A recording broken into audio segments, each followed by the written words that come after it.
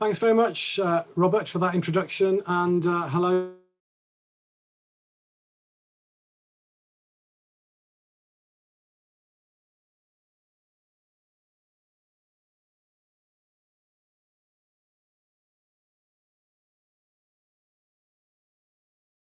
The UK's exit from the EU and the implementation of the Trade and Cooperation Agreement signed by the UK and the EU on the 24th of December last. But as we all know, difficulties for some will bring opportunities for others. And I want to spend just a few minutes talking about how we as commercial lawyers can help you to navigate some of these difficulties and turn them to your advantage. Now, our food and drink client base at MFG tends to be a mix of, on the one hand, established food and drink producers and distributors, and on the other, farming clients who have diversified into the industry by moving into production, into bottling, packaging and distribution, and sometimes even sale of their own products. I want in this short talk to touch on three topics which I think will be of a special interest to you, whatever the size or makeup of your business. These are Brexit and barriers to trade, immigration, and contractual pitfalls to be aware of. So first, Brexit. We all know the history. 2016, David Cameron asked the British people in a referendum whether they wanted to remain in the EU, and we all voted by a small majority to leave. Two prime ministers later, on the 24th of December last year, the UK and the EU eventually negotiated a trade and cooperation agreement. Now that document is a whopping 2,000 pages long and is very broad in scope, covering subjects as wide-ranging as trade in energy, fishing and aviation. It provides, very simply, for zero quota, zero tariff trade in goods between the UK and the EU. However, there are some additional technical requirements in terms of customs declarations and certificates of origin which need to be complied with.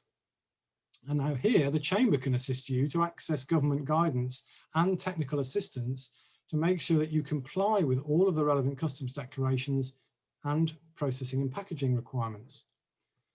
In the case of most goods, export to the EU will only be tariff-free if a certain percentage of the goods being exported originated within the UK. Here, of course, as some of you may have read in the papers, there was intense negotiation, for example, because of the lobbying of car producers, including Nissan, who wanted to ensure that they could still export from their Sunderland plant to the EU tariff-free. For most sellers and exporters of produce, this shouldn't be an issue, but do be aware of it if you are mixing imported raw materials together to manufacture foodstuffs. In addition, of course, there's the added complication of the Northern Ireland Protocol, which treats Northern Ireland as part of the EU customs union for export purposes, and which those producers who already transport goods to Northern Ireland will already be wrestling with. The next issue to highlight is that the trade agreement brings an end to the free movement of people between the EU and the UK. Unless individuals are already registered as resident EU nationals, therefore, they will no longer have an automatic right to work in the UK, and they'll have to satisfy the new UK points-based immigration system before being able to work here. Now, it's worth noting that the seasonal workers pilot scheme for agricultural workers is to continue for 2021, and that gives up to 10,000 seasonal workers the opportunity to apply for work visas to work in the UK. But the government has not yet published long-term plans for the scheme, and that does therefore give rise to some uncertainty at present. Again, I know that the Chamber can assist you with all the relevant details, and I know also that it's continuing to lobby government on behalf of the agriculture industry. Right, in relation to contracts, I want to talk first about Brexit and then give you some general tips. Now, in relation to Brexit, there are three principal effects which Brexit will have contractually. The first is commercial. It could, of course, have long-term commercial implications affecting the profitability of individual contracts due to barriers to trade or further changes in exchange rates. Now, that is likely to affect all sectors of the economy and not just the food and drink sector. But secondly, and more specifically, it could also raise questions over the meaning of some contracts. For example, does reference to the EU in an existing contract include the UK or not? Some uncertainties still also remain with regard to enforcing a judgment, a contractual judgment in England in an EU member state. The EU has not given its consent yet to the UK acceding to what's called the Lugano Convention. And what that means is that there is no guarantee now that UK judgments will be enforced in the UK or vice versa. And that may not happen even into the future.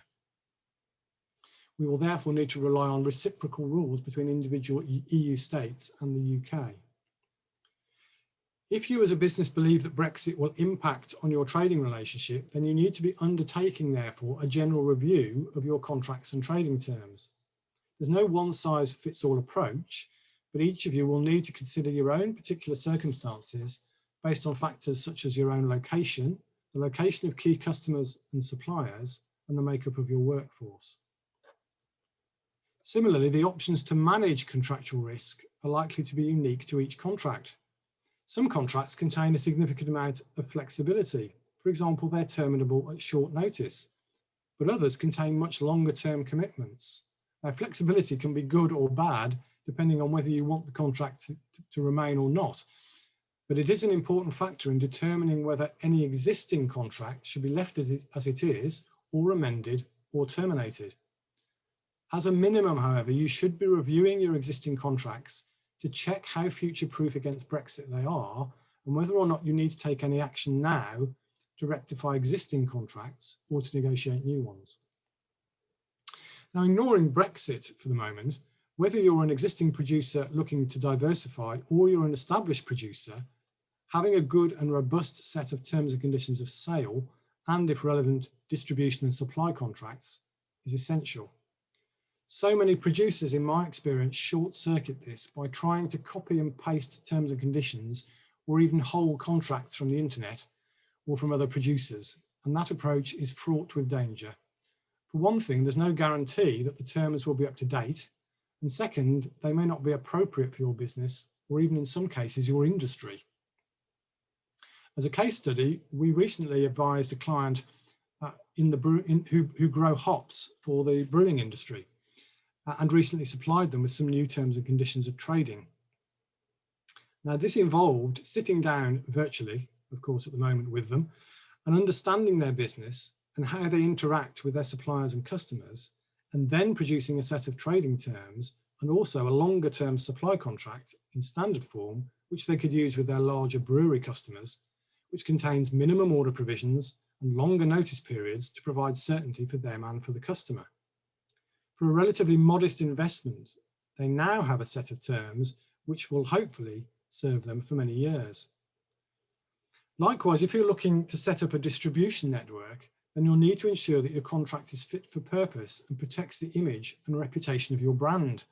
So important when you're appointing someone to represent your business. This is particularly important if you're looking to export, as it may well be that your contract will need to comply with EU competition rules on what's called the block exemption for distribution agreements. So in summary, there are many new opportunities for the food and drink industry which are now bound to present themselves as the economy, and in particular the hospitality industry, reopens after the pandemic. But in order to maximise those opportunities, you need to make sure that you're as equipped as well as you can be from a legal perspective. In summary, first, make sure that you know the technical rules relating to product labelling, certificates of origin, and, if relevant, export requirements post-Brexit. And second, do undertake an overhaul of your terms of trading and of your customer and supplier contracts. A little effort now in doing that will repay itself many times over as your business expands and develops. Thank you all for listening. Thank you, Stephen. That's a very comprehensive run through some of the challenges which are facing many businesses at the moment, but I think particularly in our sector of food and drink. And I've certainly been in a number of conversations in recent weeks where, particularly with regards to supply chain, how perhaps a supply chain which was very established and very understood this time last year or even just before Christmas, has changed quite significantly in the last few weeks as people are beginning to think, right, this is not fitting, this is not working, I'm going to have to change my terms. And the customer, people like us, are the ones that are finding there are some significant changes there. So thank you for that, and thank you for bringing our attention to a number of those. Now, ladies and gentlemen around the room, as I still like to call it, although of course I know we're not rattling coffee cups at the moment, but we will be soon, I hope. Any questions that you might like to ask, or any observations that you might like to make, or perhaps any anecdotal? Adrian, I can see your hand up. I'm going to see if I can be the one to. Haley, can you? Oh, right, there you go. Great stuff. You're off. Yeah, Stephen, I was just going to ask you sort of too about sort of VAT, because that seems to be a problem as well with Brexit. Yes, it is. I mean, I'm not a VAT expert myself, and that's really a question for an accountant. But certainly, well, what's happening is that the British Customs are charging VAT on entry, and so even for courier companies now, we're getting a point where courier companies aren't wanting to bring stuff in because they're having to pay the VAT, and then coming to us asking for the VAT.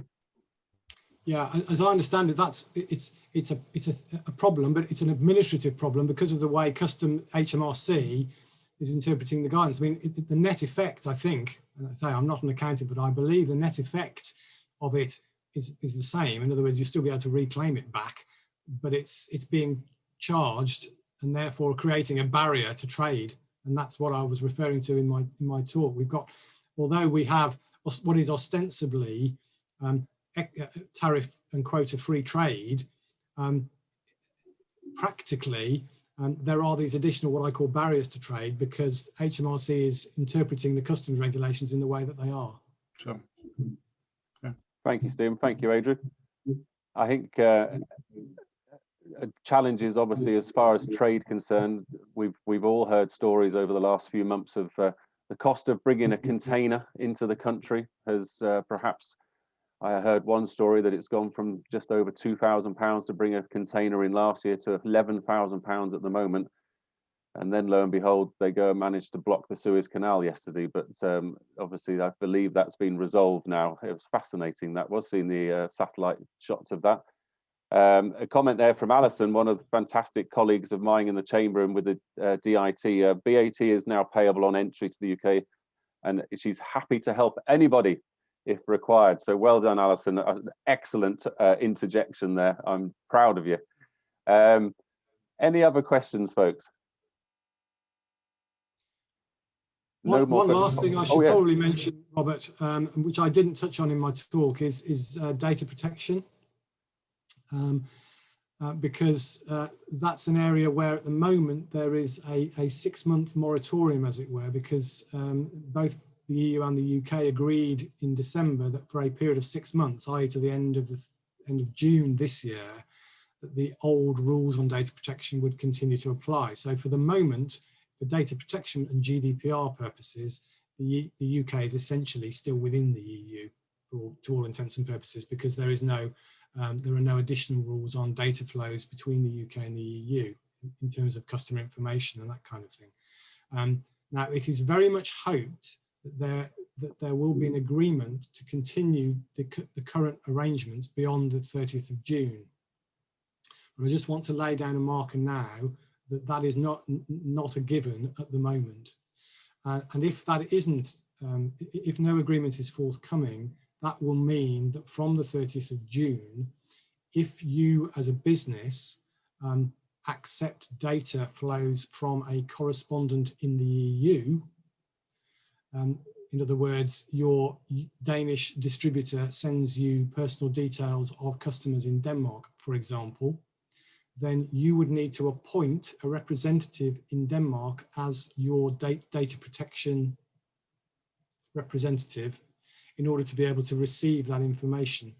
Now, we're all hoping that that's not going to be necessary, because we all hope that common sense will prevail, because the UK rules on GDPR have not changed since December. We're still as compliant as we were on the 31st of December as we are now, as we will be in the future. because there is no intention for the UK to change any of its data protection provisions. But we're reliant on the EU confirming that they do not anticipate any divergence. So that's just a point to note, that it's something to keep an eye on over the next 8 to 10 weeks, really. Very interesting. Thank you, Stephen. And you may well have noticed, folks, that at a number of stages in Stephen's presentation, he, in true patron style, he mentioned the services of the Chamber of Commerce. And all I would say to you is, please make sure you're following our events pages for different events on a number of subjects that have been mentioned already this morning, but also our newsletters as well, because the newsletters are often driven by comment from our members and from our partner organizations. So it's stuff which is going to be relevant to your businesses. And it does seem that everything is changing all of the time, and we just need to keep an eye on a number of different angles to our businesses. So challenging times. But Stephen, thank you for that. That's always fascinating to hear your insight into a number of different things. And it's a number of times I've been able to do that, and I'm very grateful to you. Thank you very much for that. And also to MFG, obviously, for their support. So I mentioned at the start that this forum is now and will continue to be moving forward an opportunity to celebrate everything that we have here locally in our 2 counties, and to think local, to buy local, to support local. And if I can say local anymore, I would do. So what I'm going to do now is I'm going to hand over to one of our local producers, and that's the brilliant Beth Hayward from Astley Vineyard. And Bev is going to talk us through a number of things that she's been encountering and she's been working on. So over to you, Bev. Well, thank you very much. Thank you. Hopefully you can hear me. Everybody can hear me? Good, super duper. So thank you for the Chamber for letting me speak. So who am I? I'm just going to share my screen. There we go. Hopefully share. There we go. Can everybody see the screen okay? Yep, super duper. Right, so who am I? Well, I recognise a few of you out there, and hopefully a few of you recognise me. I'm Beth Hayward, and I'm part of the Hayward family. And 4 years ago, 3.5 years ago, we decided to quit our careers, quit what we were doing. We were accountants, and to buy Astley Vineyard, which was only sort of 4 miles from our home. My husband was working down in London all the time. He was a finance director. We got no background in agriculture, no background in winemaking, retail. It was one of those mad things that you might see on Channel 4, and I'm sure there's a book in there somewhere. So Astley Vineyard, a quick background to that. Astley Vineyard is actually one of the oldest vineyards in the UK. It was first planted in 1971. Has been continuously producing wine from our little 5-acre field since then. And when it was planted, the story is, and I'm not sure I can prove this, that it was the most northerly vineyard in the world. Not for long, but it certainly was at that moment. We have got, let's just see if I can do my, there we go. Where are we? We are in northwest Worcestershire, just 10 miles north of Worcester. And we're about just outside Starport on Severn. And we're on a little slope just above the River Severn. We can just see the slope going down to the river down there. Gives us a wonderful microclimate, which is very important to our grapes. What do we make? We make mainly still white wine. We've got 4 main grape varieties: Kerner, Bacchus, Madeleine, Sea Grabber, and a bit of Pinot Noir and Sauvignon Blanc. But still white wine's our focus, but we do a bit of sparkling. Sometimes we do a bit of rosé. It depends what the grapes tell us to do. The motto is that you do what the grapes want, you try and make the best wine possible, and it's not the same every year. Why did we buy a vineyard? We wanted to have an adventure. We wanted to do something sustainable, interesting, exciting. Wasn't going to necessarily be a vineyard, but the vineyard as it was a going concern. It ticked a few boxes. And more importantly than that, it had a lot of potential. There was a lot of potential in the business to develop it, to grow it. There was no real website, there was no marketing, there was no shop. The wine was great. It had a few customers, but we could see that there were things that we could do to it. And over time, we've sort of developed a philosophy of how to develop the business and who our customers are and how we talk to customers. So the title of my talk, and there's a few pictures of the vineyard. So we've got us winemaking in the bottom left, some of our Kerner grapes top right, drone picture of the vineyard at the top, and then our nice little shop on the top right. There you go. So yeah, so small is the word, small.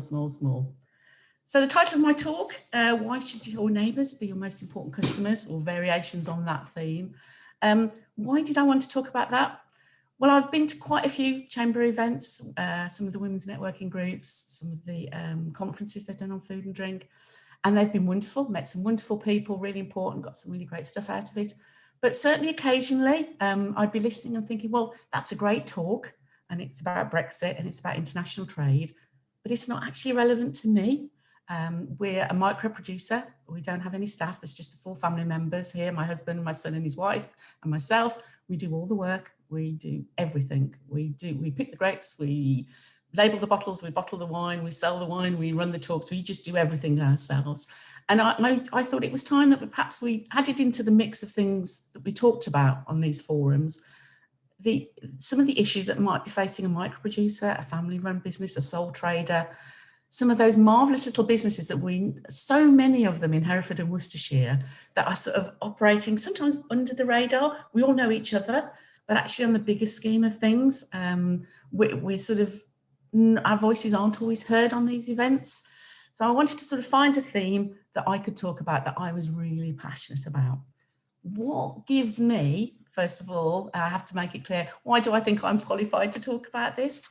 Well, since we've taken over the business, when we took over, the turnover was less than £30,000 a year. We're now well into 6 figures. We've done that in less than 3 years. We've actually sold out of wine in the last year because of COVID. Sales went through the roof. We did local free delivery. The farm shops were just selling wine off the scale. We just had an absolutely mad year. We lost some custom, but we regained it in other ways. And COVID has taught us a lot of lessons and given us time to reflect. Our tours, we opened up to tourism, to visitors here. We've built the visitor centre, and now our tours have been 2 years in a row recommended in the best 10 in the UK. So we're quite proud of that little accolade. And we're stocked now in some of the best hotels, restaurants in the UK. We're in Innisshire in Snowdon, which is in top 10 restaurant. Peel's at Hampton Manor over in Solihull. Alchemilla in Nottingham. And those sort of, that progression from sort of being nothing to being almost invisible and nobody in Worcestershire knowing we're here, let alone anybody in the UK knowing we're here, has been quite a journey. There's been a lot of lessons learned, but the key lesson I've taken out of the journey from that day one to where we are now is that the most important people that we deal with, our customers, our trade customers, are those people who are closest to us, our neighbours. And I'm sort of going to talk about who our neighbours are and how you talk to your neighbours sort of going forward. So day one, we got the key to a vineyard and we went, okay, what have we done? And within 24 hours, there was a knock on the kitchen door, and it was somebody who'd walked up the road and they said, I've come to buy my wine and I've come to see who's bought the vineyard. And that was lesson number one, that there was already an existing core of customers who were loyal to the vineyard, who'd been buying the wine for 47 years and who always gave it to their friends for Christmas, who gave it to their family, they drank it around the Christmas table. And that core of customers was already existing. And they bought the wine, not because it was the cheapest, hopefully because they enjoyed it, and they did, but there was another agenda there. It was because we were local, because we were the neighbours, that they knew the story of the first owners, that they knew the next family who bought the vineyard, and they wanted to know us. And some people felt it was their vineyard. So that was lesson number one, that we had to build on that core group of customers who already felt ownership, who felt a love for the business. Day 2, day 3, started thinking about this a bit more. And I remember saying to my husband, we're faced with a warehouse of wine that we'd inherited with the business, thinking, how the hell are we going to sell this? Because we didn't know what we were doing. I commented, there must be enough people within a 20, 30 mile radius of the business who can sustain us, who will be willing to buy our wine if we can get to them and if we can talk to them. Because, you know, we're only producing this 8,000 to 10,000 bottles a year. There's got to be enough people out there. And I had a quick look at the population of Worcestershire, and there's 600,000 people nearly. And then because of where we're located in the county, we're very close to the suburbs of Hagley, Stourbridge, Harborne, Moseley, all those sort of fairly affluent suburbs of Birmingham, you know, and I count them within that radius as well. And I was thinking, yes, if we can get and talk to those people, then I think we can move forward and we can develop the business more. And I've sort of looking at the pictures there, that's a WI group from our local town who came into the business. So they're our neighbours and they came to see what we were doing. And on the right-hand side is one typical day's delivery during COVID of wine to local people within a 20-mile radius. And that involved me getting in the car, putting them in and knocking on people's door, taking many steps back, socially distant, and saying, here's your wine. Nice story from that sort of days of COVID and home delivery. I used to knock on the door and you could hear children in the background. You knock on the door and a woman would open looking quite hassled. I go, hi, it's Bev, I bought your wine. And she'd go, thank God. You know, there was quite a regular occurrence. That wasn't once, that was many, many times. And there were people who would look through the curtains and wave and go, put the wine over there. But there were other people who would open the doors and go, oh, somebody to talk to, and we need to have a lovely conversation. Anyway, I'm going off the subject, I'm telling stories again. So having identified to myself that we're going to focus on local people to sell to, that's all we needed to do, we started to think about who those people were. On the right-hand side, there's obviously the people who live around you, the local villages, the towns, the suburbs where you work. People are nosy. People want to know. People want to support what you're doing. So trying to talk to them is important. Farm shops, food and drink, monocle producers, small producers, absolutely key in the last 12 months. They've sort of been off the scale, and getting to know them personally, getting to know their names, absolutely vital. Then the big boys, Webbs. We're in Webbs. That was a big day. We were really happy we got into Webbs.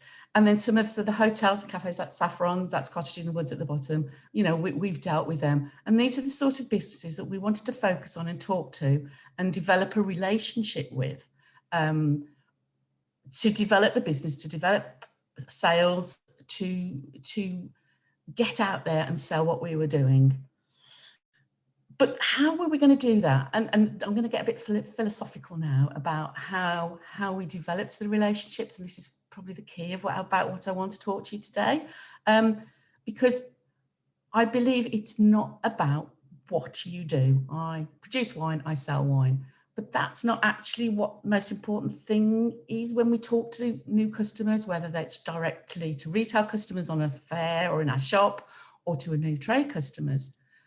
What people want to know, what works best is when they know our story, when it's personal, when you talk about the why, the purpose, the why of what you do. And I've been doing, you know, we've had a few spare hours over lockdown when we haven't actually had to do with customers all the time.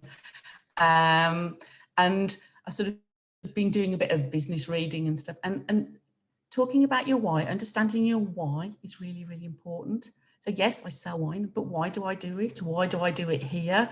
Why do the labels look the way they do?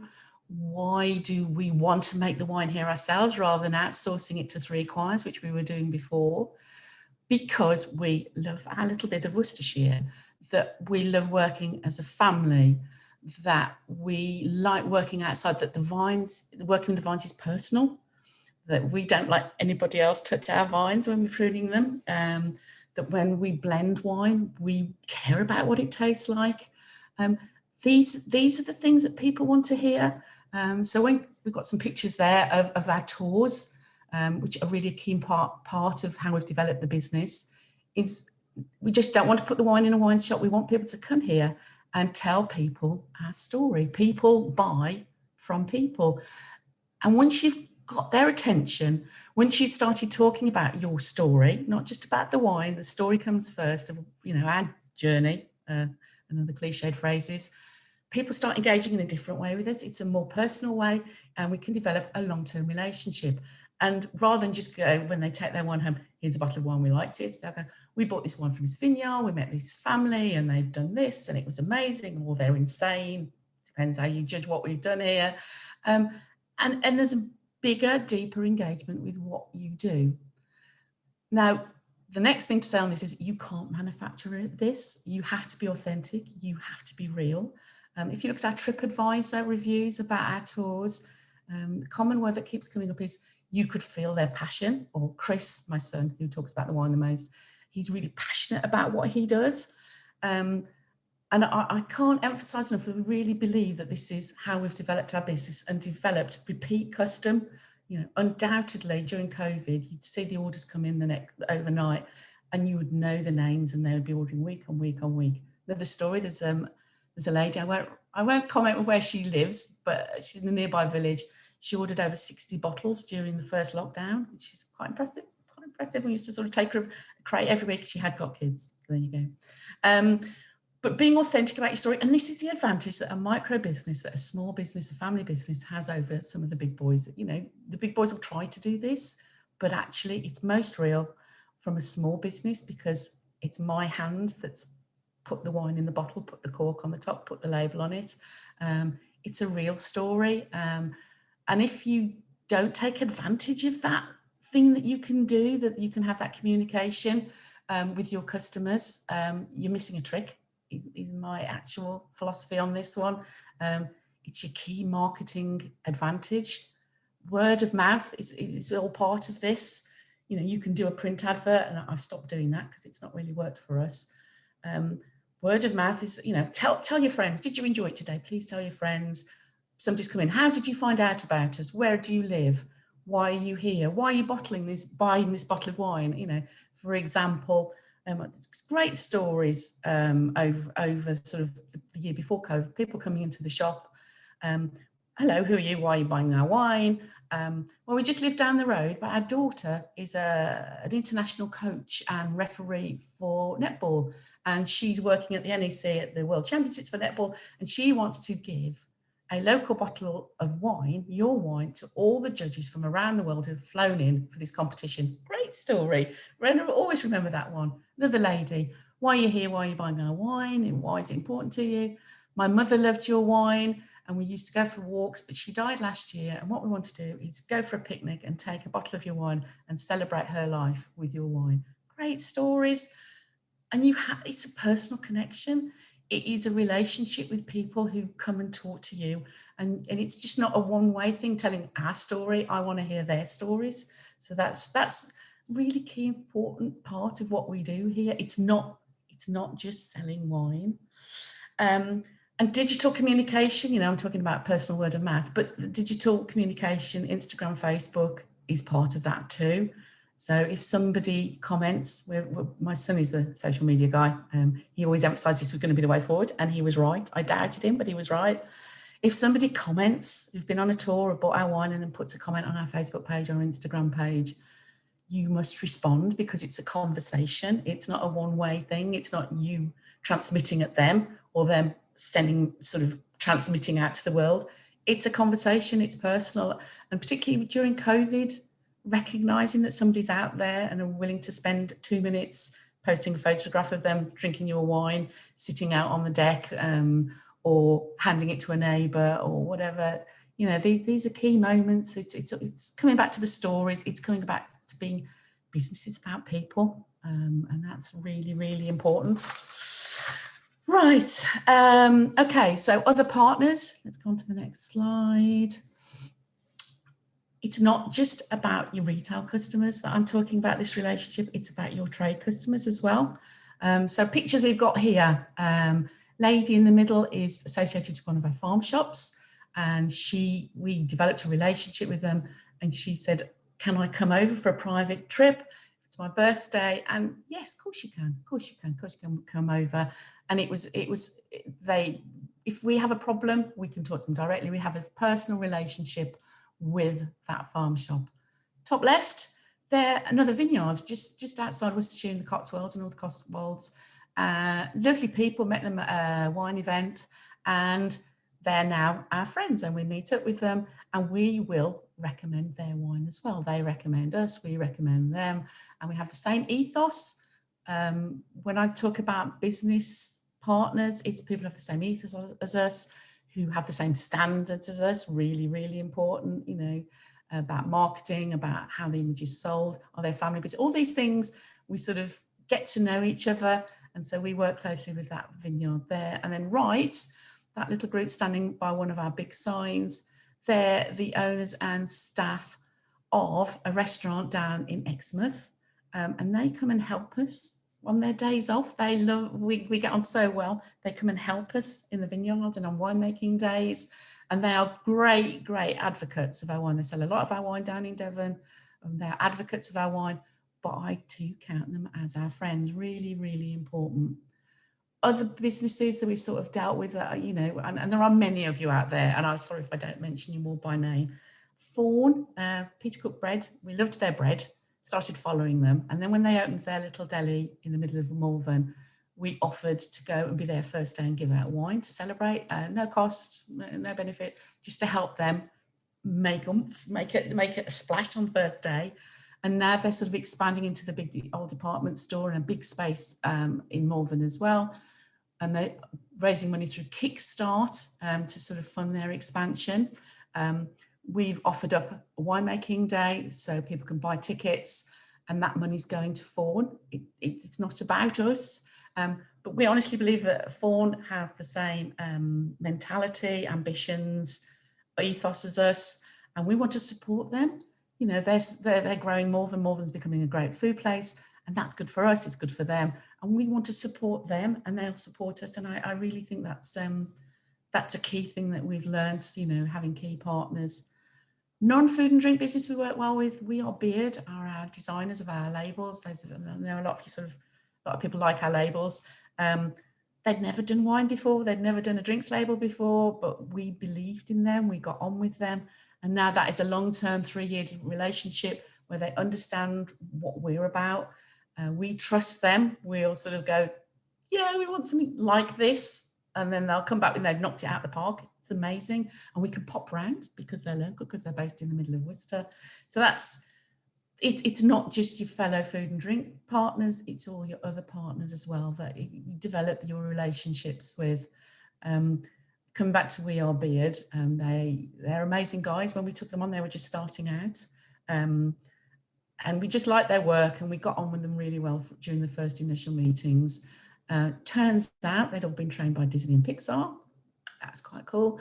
And now they're working with Microsoft, with Toshiba, with World Snooker. But the number one case study on their site is ours. So that's really cool. And that's because we like them, they like us. When they had their Christmas party, they had it with us. We know all the staff by name. It just makes life easier and more of a joy as well as a micro producer to be sort of having those sort of relationships with other businesses. So next slide. All right. So we talked about, you know, direct customers, people coming to us buying the wine from us direct, our business partners, our farm shops, our hotels, our restaurants that we work with, having personal relationships with them. Sometimes those the neighbours I'm talking about, it's not just about buying and selling wine with people. We do a lot of events. We're obviously approached quite often. Can you give us some wine for our raffle, for our fundraising event? And I have a criteria. Are you local? And are you willing to come here and pick up your prize? That's quite a key test. Are you actually willing to get up? You know, just not us deliver wine to you. Are you willing to come and fetch it? That's a good criteria to weed out people. But when they reach those criteria, when we feel that it's a local cause, that they are local people doing something worthwhile, that we believe in as well, then we are generous and we are kind to our neighbours. We try and give to our neighbours. I went to a talk through the Women's Network, through the Chamber of Commerce, and a lovely, wonderful woman called Nicola was talking about called Go Giver. It's a very naff American book, but the sentiment was amazing. If you generously give without expectation of reward, you will be rewarded. And I can't quantify how that's worked for us, but I genuinely know that has happened. So for instance, there is a village hall. There are many village halls run by us, but there is a particular village hall where we've developed a relationship. They asked us to do a fundraising talk, a fundraising event. We did it. Then we gave a prize of a tour voucher for another event. And we started attending their events because they were nice people. They were great fun. But what we gradually found out that in that audience of that village hall, there were some judges, there were lawyers, there were surgeons. They were the sort of people who I like to buy my wine, who were willing to buy my overpriced, well, no, not overpriced, my wine. You know, they're our customers, that's our demographic. And so we started getting reciprocal relationships, and they would turn up and buy our wine. And from that first initial, yeah, we'll come and do a talk, no cost, that's fine, you're local, we believe in what you're doing.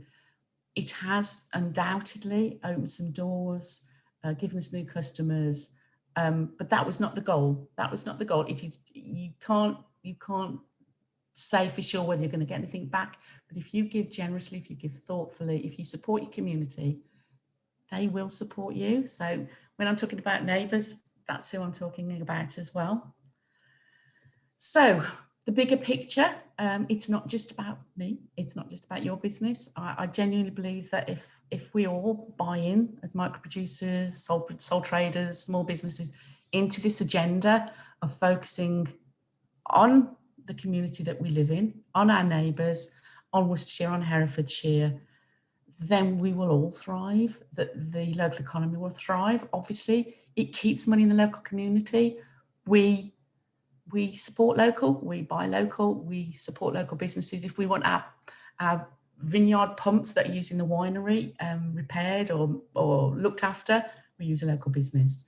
If we want something done in terms, we get local wood for posts for the vineyard, we buy local. That's really important. So we're all working together and it's all supporting each other, and we all grow together and we are resilient together, particularly after this COVID year. We create jobs. I mean, we don't employ anybody, but we're self-supporting, and I know there are other small businesses that will create jobs as well. We provide support for other entrepreneurs. You know, we have an open door policy. If somebody rings up and said, can I pick your brain on this? You know, I know there's 2 or 3 delis who've opened in the last 3 years that we've had quite close relationships with. And they've come for a chat, and we've sort of talked about how they develop their business, who their customer will be. That's good for us, it's good for them. We want them to thrive, and why would we not support them directly? It's really important. It encourages collaboration, absolutely, you know, working together. We have started sending our used grape skins to a brewery just outside Worcestershire, and they are using them to develop a new type of beer, and that's great for them, great for us, really interesting project. But also competition, you know, keep an eye on what you're all doing out there. Let's all raise our game. Let's make sure we're all sort of being the best we can. That's something we can do as a group in the county. And then we support our communities in this really difficult year that we've all been through. Having that sense of that there is a neighbour, there is a business who is being kind, who's thinking about you, is absolutely vital. So yeah, caring for our neighbours, supporting our neighbours is absolutely vital. Yeah, really, really important. Okay, so before I sort of wind myself in a bit, I want to ask you some questions. Firstly, what's your story? Not what do you do, why do you do what you do? Why do you do the way you do it? Really, really focusing on that, and then start sharing that story. Be open, be honest, communicate what you do. It will pay dividends. It is the best way to get customers. Folks, think about who are your neighbours, who do you want to focus on, who do you want to support, how do you develop a relationship with them. What a little story, if somebody asks us for a trade price list, I'm setting up a new deli, I want your price list, we don't just send them the price list, we go, oh, can we come round, show us your business, come round here, let us show you what we do. Then you send them the trade price list, because I want to sort of develop the relationship first. It's not selling first, it's the relationship first. So who are your neighbours and how are you going to talk to each other and who do you want to be partners with? And finally, do you buy and support local? We do. That's my family in the middle, my husband, my daughter-in-law, my son, me and the dog. That's Otso, he's a Finnish Lapland. But we buy local, our meat's local, our cheese is local. We genuinely try and live what we preach. We eat in local restaurants. That's Brockencote on the left, and that's Broomfields on the top right. That's our nearest farm shop. That's where we shop. So if you believe in the agenda, do you live that as well? Do you actually support local as well? I think I'm getting to the end of my talk now. Celebrate small. That's our sign. That's our lane. Small is beautiful. It's a small world. All those phrases, they're really relevant. They're really important once you start digging down into them. Worcestershire and Herefordshire are built on small businesses, I believe. And hashtags have been big, haven't they, this year? Shop local, hashtag Worcestershire, hashtag Herefordshire, tag everything you do, share what you do, share what your partners do, share what your customers are doing, share the love. And that's it. Thank you very much. There's our contact details, but we're online, we're everywhere. We really are everywhere. You can't hide from us, really.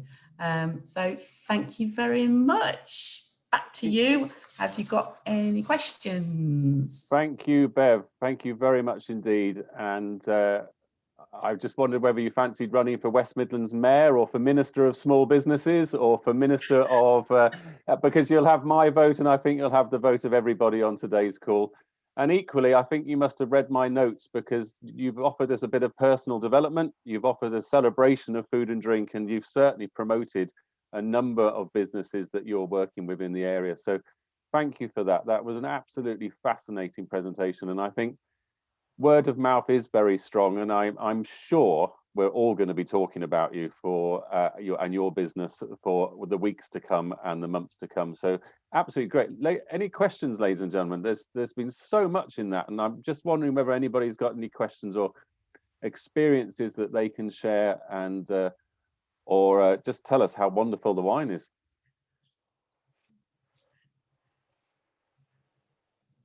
I stunned everybody into silence. That's it, you see. I think the fact that you provided the 5th emergency service during the COVID crisis was absolutely fantastic, Bev. Thank you for that. They do say that I've heard it written somewhere that we're going to come out of this lockdown either a hunk, a chunk, or a drunk, and I think I know which one I'm going to end up being. But we did what we could. We did what we could, and certainly I covered a lot of. I know a lot of Worcestershire now. I have to say, I covered quite a few thousand miles over 12 weeks. I really, really did. Well, it's very. I think the story is fantastic, and I think the fact that you are obviously adopting the principles of the wine growing, but equally are now looking at ways in which you're promoting the brand and working with social media and working with the various social media platforms just shows that. You are moving with the times at the same time having a fantastic local product there. And you mentioned a couple of those venues as well. And I think we all, when we get the opportunity to do so in a safe environment, when we go back to some of the establishments we used to visit, and I'm sure 1 or 2 people will be looking very closely at the wine list to make sure that they can perhaps support your efforts there. And in a conversation in the last week or so, corporate gifts do appear to be something that certainly this Christmas, if the Christmas party or Christmas entertaining isn't quite going to be deemed to be safe enough, or people aren't confident enough to do it, it could well be that corporate gifts are going to fly off the shelves this year. So yeah, certainly just up to Christmas, we were getting a lot of people sort of saying we can't have a Christmas party for our clients or our customers, and we were being asked to provide wine. And yeah, again, I genuinely did this. We'd sort of say, yes, you can have our wine. If you're doing a local hamper, have you, and I can see the people at the top there, have you looked at the Worcestershire food and drink platform? There's a list of local producers there, and sort of pick out a few that were relevant there that might fit into the hamper. You know, and I genuinely did that. And I know I did get a few thank yous of people who had been, you know, I'd passed on their details. It really, I can't quantify it, but it definitely works, just helping each other and recommending each other and supporting local businesses. We'll all thrive that way, undoubtedly. Well, thank you very much, and well said with regards to that as well. Any last questions, ladies and gentlemen, before I close things up? Bev, No? I just had one, sorry. Yes, John. Does winemaking beat accountancy? It's a lot more physical. I'm a damn sight more tired than I was, and it's dirtier and wetter. So we pruning the vines in January it takes us 2 months. 2 months is tough. but I didn't feel the passion for accountancy, I have to say. There's no passion. You know, it's a good business, and, you know, done it for a long time, and my husband particularly spent his life doing it, but winemaking is better, and the wine tasting is pretty good. I've got a much better palate than I had. I suspect that I can assess wine a bit more better than it's nice now. I think that was my only, it's nice, I don't like it. I can now actually have a few terms to describe wine now, so that's quite good. Very good. I've often found that a set of accounts look much better after a glass of wine anyway, so it may well be another tip of the day that, or tipple of the day, that is what you should do. Thank you for the question, John. Thank you, Bev. Stephen and Bev, thank you so much for your contributions this morning. They're very, very valuable contributions, and we will learn from these, and it will help us with our businesses and with our organisations. There is obviously a lot of information which is available via the Chamber of Commerce and a number of our partner organisations, so always be on the lookout for newsletters and various things like that. And we look forward to seeing you, and we look forward to seeing 3 or 4 times this many people at our next forum, when we start looking at some of the things that we're going to be talking about in the year ahead. And I make it 10:56, so you've got 4 minutes to make a coffee before your next Zoom call, or maybe go and have a glass of wine, maybe a bit early for that. But anyway, enjoy, stay safe, and shop local. Thank you very much, everybody. Thanks all. Thank you.